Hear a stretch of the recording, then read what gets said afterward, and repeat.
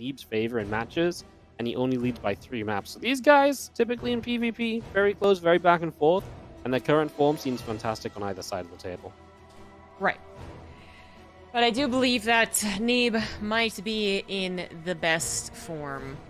So even though I did vote for ShoWTimE to win this, that was actually a little bit more hearts. It's not the craziest, you know, if you're going to debate about whether it actually is realistic, though, I don't think it's the craziest option either.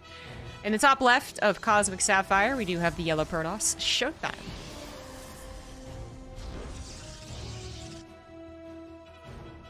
And in the bottom right, a purple Protoss. From Onside Gaming nowadays is Neeb. So, awkwardly enough, he didn't get to do predictions. I know, I'm just filling them in now. I'm like, man, it's funny, I predicted Serral, Raynor, and Time. I'm doing good today. Of course you are.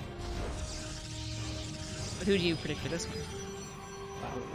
Well, I was like, do I represent Roddy because he said Neeb, or do I agree with you and say ShoWTimE? So I was like, I agree with you, ZG. I say ShoWTimE. I don't know. Really? Okay. I feel like Neeb's been playing really well, though. Yeah, exactly. Yeah.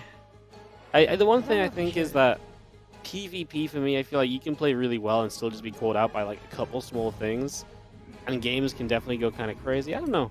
I kind of just flipped a coin in my head, I suppose. I think that is totally fair. Again, you could predict either one to win, and no one's going to call you crazy. Not only are they obviously good enough to get to this point in the upper brackets, but have been good enough throughout the entire international scene of StarCraft 2. You'd be like, yeah, of course, either one can win. But I do think right now, I mean, as we watch Neeb scout ShoWTimE's proxy, I do think that Neeb, I want to say, is like 55, maybe even 60% to me going to be the winner. Which, again, ShoWTimE's pick was more apart because Neeb is so freaking impressive right now. It's actually kind of crazy to think that at one point he was almost, I guess, Serral-esque in 2017, winning almost every single WCS that happened that year, 3 out of 4. And yet, I actually think that, even though, of course, it's different metas and different times and everyone's gotten better, so on and so forth, I still think that the way that he's playing is so much more impressive. I know, 3 WCS victories was very, very impressive. But, no, he's just, it's so sharp, it's so clean, and we'll see how, I guess, sharp and clean it is today, since he's going to be defending a proxy Robo, 3-gate Robo coming out from ShoWTimE. Yep, he's just going to get aggressive. I mean, already a Robo down from Neeb is definitely kind of a step in the right direction, but he is playing that expansion as the probe takes the watchdown time to see this other probe coming through. Neeb has seen it as the Adepts clean that probe up. And the Prism is now on its way as we get ready to go aggressive here. So right away from Neeb as he actually catches these 2 Adepts with the Stalkers. So that's nice if you can shut down one of these already. Don't have to deal with the run by into your mineral line as much. They just get away alive. So that's a little annoying because they can regen the shields, of course, from here. From Neeb, he just wants to get probably an Immortal up straight away. Then a Prism of his own, gets some micro potential. That would be my priority. He could potentially go Prism first, but he doesn't have that many units to micro, so I feel like you need the buffer of that Immortal ASAP. Yeah, I do believe that is the case. I do think what's complicated about PvP is that as much as it would seem, okay, you're getting one base, why don't you defend on one base? That's when we get into those wonky PvPs where, like, okay, but the container, in ShoWTimE in this case, containing Neeb might actually get ahead because it is one base versus one base. So I think what makes it tricky to defend for Neeb, who has scouted this since the very literal beginning of it, he should be the most prepared, is that it still is going to be defending 2 bases. And that is just a, resource cost. Having to defend the possibility of a high ground attack, the possibility of a low ground attack, talking about Cosmic Sapphire and the amount of dead space in the main base, so you can pretty much fully unload before Neeb responds. Even though Neeb's scouting, good on him. It's just so far for his units to walk, because again, they had to also be prepared for the natural, potentially. But that said, one thing against Cosmic Sapphire is perhaps that in order to reach very far to the right, you have to reach very far to the right. Right? So Neeb does have a little bit of time to kind of guess and move his army, but if he's guessing, he could guess wrong. I was looking at the pylon and the gates and the robe. I'm like, man, that pylon could be good if you can get far enough forward there. That's a good force field because it's going to keep the Immortal in range. The Super Battery is doing work, and we will get that Immortal killed. Neeb's Prism is on the way, but it's just not ready yet, so that's great from ShoWTimE to knock one Immortal out of the equation so quickly here. takes that down, and now this is going to keep things in his favor when it comes to the numbers. And now Super Battery is obviously not active. This is going to be a good push forward, right? I mean, he's just going to chew through Stalkers, and the lifts can't even come in quick enough. The Immortal now taking a bit of a blast as well. The Battery's at least putting some work in, but a third Immortal showing up, and Neeb's third Immortal is a long way from finishing. This might just be too much, honestly. Even with the Immortal pickup micro that Neeb is displaying, as well as on his Stalkers, the numbers will simply win out. Pretty much catastrophic loss with that one Immortal going down. Yeah. And the difference there is really for Neeb not engaging just literally 2 Immortal steps forward. 2 pixels, 1/16th, 20th of a screen space, like whatever you want to put it, basically. Like, it is so close to not actually being force-fielded off and killed that would have changed the entire outcome of the game. Yeah, no, I mean, that second Immortal is the damage output, and also the micro potential too, because then you're just juggling 2 Immortals all the time, right? Whereas now, every time you lift your Immortal up, you're basically not dealing damage anymore, and that's, like, gonna feel bad, right? So, yeah, just a rough little situation. One loss there for Neeb really kind of sent everything else spiraling, and ShoWTimE catching that one force field is gonna take the 1-0 lead here in the best of 3. And that's EG. That's why I said ShoWTimE, because PvP, you know, like, it's something where it's such a tiny mistake that over the matchups, Neeb, it wouldn't matter, right? But in PvP, it can change everything, especially when ShoWTimE's one base all in. So, yeah, Yeah. that's why it's somewhat a flip of the coin. Overall, I do think if Neeb gets into a macro game, he has looked very convincing lately and has looked good. But maybe that's why ShoWTimE's happy to bring the aggression straight away in the series. I do still think that is, again, what has been really impressing me for Neeb, is that even in a matchup like PvP, where I think you're absolutely right, one seemingly tiny mistake matters so much more. I mean, imagine equivalent in PvZ at 4 or 5 minutes. What are you talking about? Like, the adept shades incorrectly? Something like that. It's just not as important, even though it is still a big deal. But I feel like he still is usually, even in a situation like that, playing it almost perfectly. So it sounds really weird and maybe kind of, I don't know, it's weird and harsh. It sucks that one little moment lost a game like that, but it does happen in PvP. But I still think that Neeb, I don't know, might still be favored. 1 3-gate robo, it is PvP, man. That does happen. So let's see what happens in game number 2. ShoWTimE clearly looking to be a little more aggressive, and now going for the low ground expand as well, as they both are on inside and outs. Bottom left ShoWTimE. In the top right-hand corner, Pearl Protoss, let's see if he can bounce back and get a game in what may promise to be something a little bit more macro-focused here. It is Neeb. I mean, we'll see about that.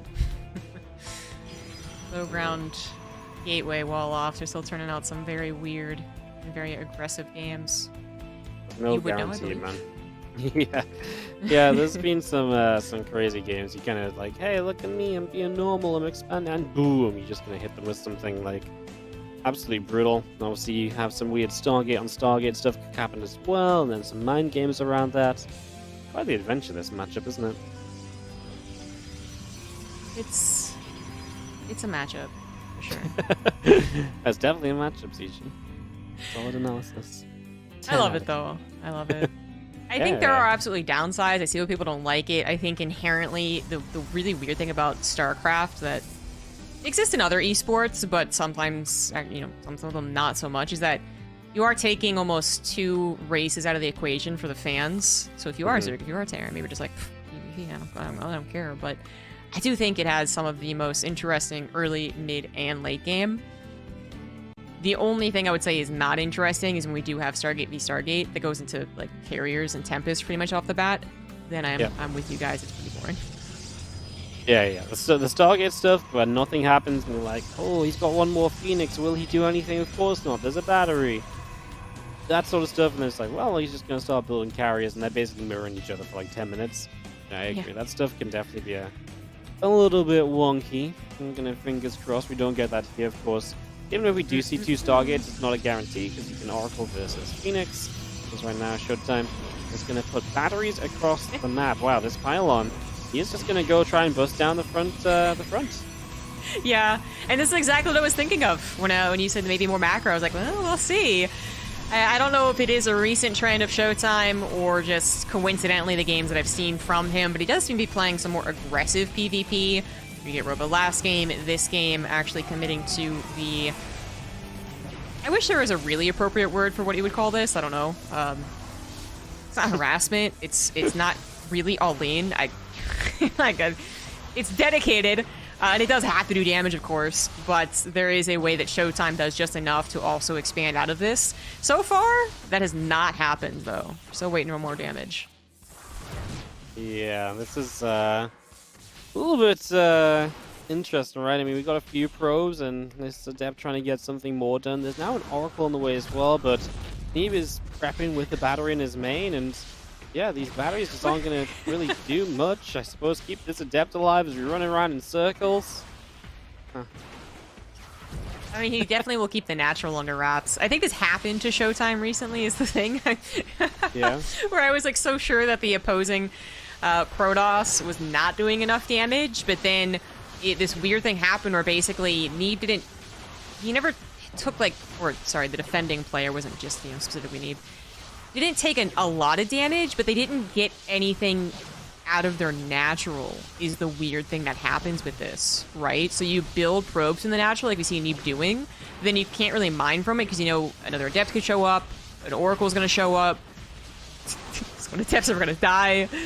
Yeah, it just gets a little weird. 2 Oracles are headed into the main base, though, which is obviously the best option. That's gonna kill a decent amount of probes. Yeah. This is going to be double Oracle looking for the damage as we dive on in. Multiple probes going down. 3 of them already going to drop. Our Stalkers that wasn't good. gonna get one of them. Yeah, this could have been so much better. Looking good. Yeah, this actually is not enough? Question mark? No, you do. It did it again. Son of a gun. It did it again. So it's a pylon. It's 3 shield batteries.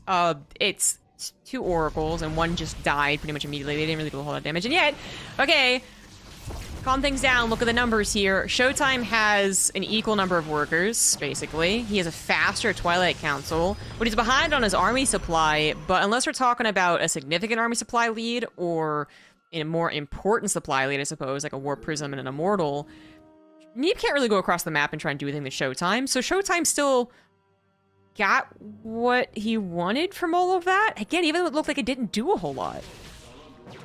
It's a weird game, isn't it? Neeb's going to drop down the Dark Shrine, which I do love, because I feel like at this point, ShoWTimE, he might still feel the need to be like, oh, I'm going to kind of skip the Robo, right? Like, you still need to make up a little bit of something somewhere.